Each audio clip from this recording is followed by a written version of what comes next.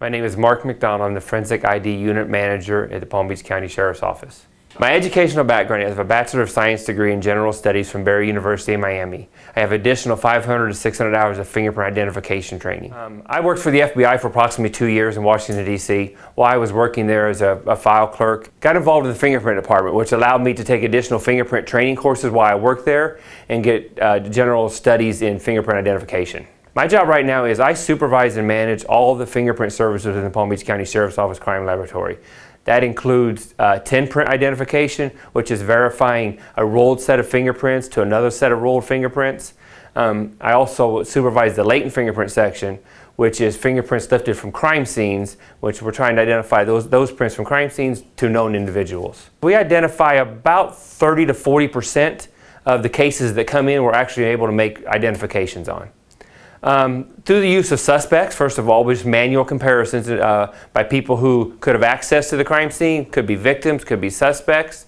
If there is no suspects and we're not identifying the fingerprints to victims, then we have what is called an automated fingerprint identification system, known as AFIS, which is a computer system to where we enter those unknown latents and we search those against all fingerprints that are in the database. For one of my fingerprint examiners, their typical day is they'll come in, they'll get the cases that have been signed to them, they evaluate latents coming in to determine if the latents are even identifiable. You know, we have people out there who process the burglaries and the scenes and those kind of things, and they submit fingerprints. And then we have to determine if what they've lifted is identifiable, and if it is, then they will evaluate them. They'll do manual comparisons with any suspects. If there isn't any of those, then they will sit down at the computer and enter those fingerprints into the system and try to make the identifications that way. From the start of the crime, we'll say, from the start of the processing, it would depend on the size of the crime, first of all. Whether we're talking about a simple burglary where somebody just broke in a window and took a TV and left. That's pretty simple. We would process the point of entry, and that might take, 3 or 4 days. Even for the simplest one. Now, if we had a homicide where it was a massive crime scene and there was lots of information, it could take 3 or 4 days for them to even get the prints to us by the time they collect and process and do all that. And then we could be another week, 2 weeks on top of that, still processing all those fingerprints, again, to determine if there's anything there identifiable. What I like most about my job is solving those crimes to where there are no suspects. It's something major going and you don't know what is going on with the case itself, and there's no suspects and they're searching for somebody, and you actually get one of those prints that you enter into the database and it comes back and you make an identification. You're kind of like solving the case yourself, and that gives examiners a lot of enjoyment in their job. What I like least about my job is the amount of paperwork that has become involved in the last few years. When I started in this field 30 years ago, it was more or less just looking at fingerprints every day. Now it is involved into so much documentation for the court system that we have to do it, but you spend more time doing documentation than you do actually doing fingerprint comparisons.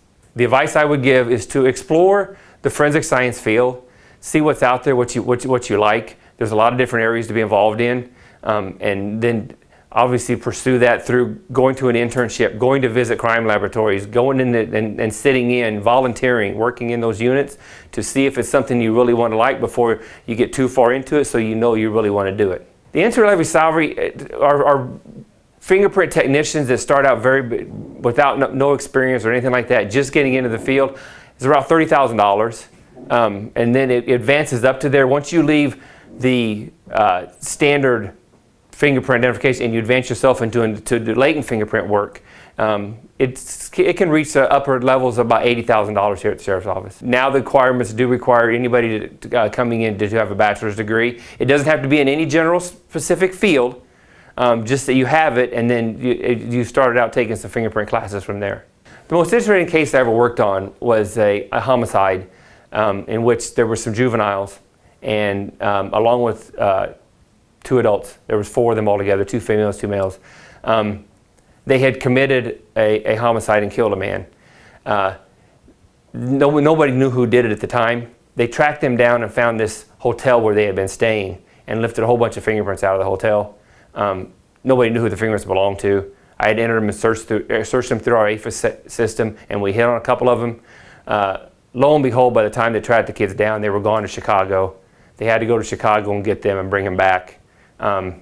They're all locked up and in jail for life, except for one of the females who didn't get life. But it was a pretty satisfying case to work.